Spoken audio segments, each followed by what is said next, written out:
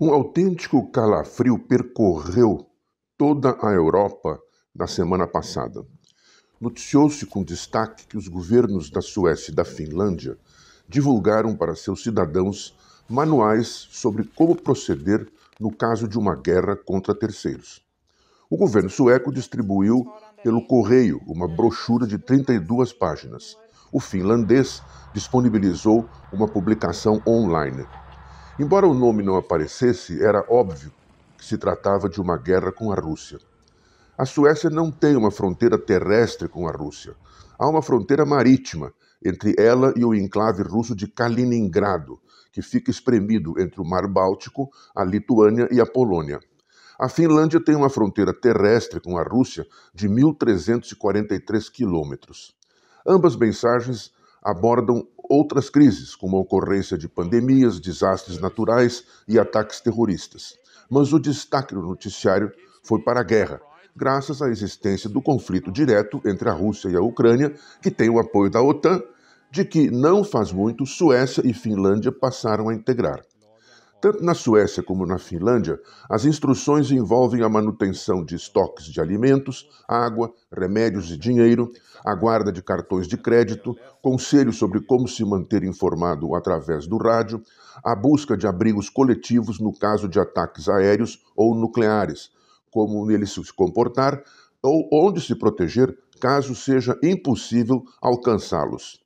Logo no começo das instruções suecas, lê-se a seguinte exortação patriótica, abre aspas, se a Suécia for atacada, nós nunca nos renderemos. Qualquer sugestão em contrário é falsa.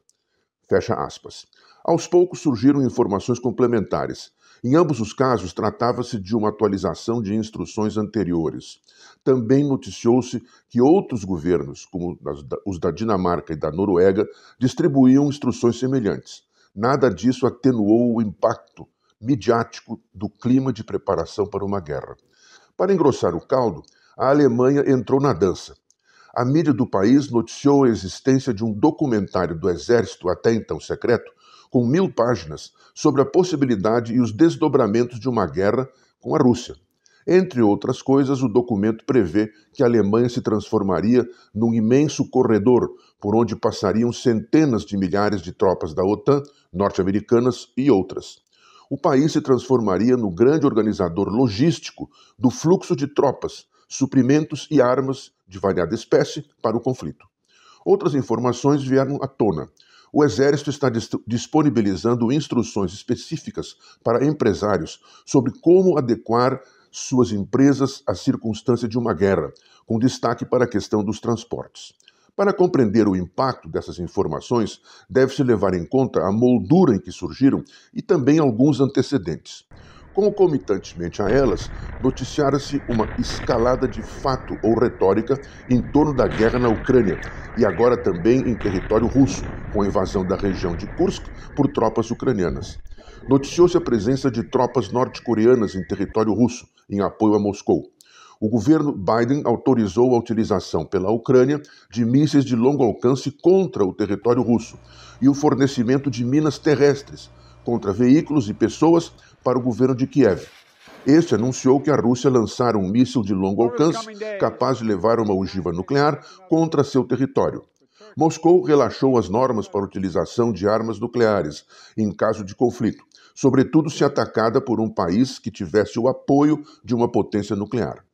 França, Alemanha e Polônia anunciaram estarem aumentando significativamente seus orçamentos militares. O exemplo pode ser seguido por outros países. Os Estados Unidos anunciaram o restabelecimento de mísseis em território europeu. A TV russa divulgou uma reportagem comentando quais cidades europeias poderiam ser alvo dos ataques por mísseis de longo alcance.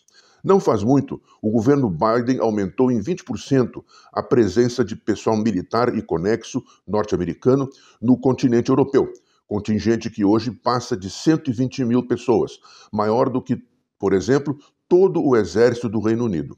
Autoridades civis e militares alemãs já falaram abertamente que é possível haver uma guerra com a Rússia em 5 ou 6 anos. Em suma, a Europa se prepara para a possibilidade da guerra. Políticos que admitem o risco usam com frequência o dito popularizado em latim, abre aspas, si vis pacem, para bellum, fecha aspas. Ou seja, se queres a paz, prepara-te para a guerra. Entretanto, lembremos que o currículo europeu na matéria não é bom. Sempre que a Europa se preparou para a guerra, ela acabou acontecendo, com as consequências trágicas que todos conhecemos.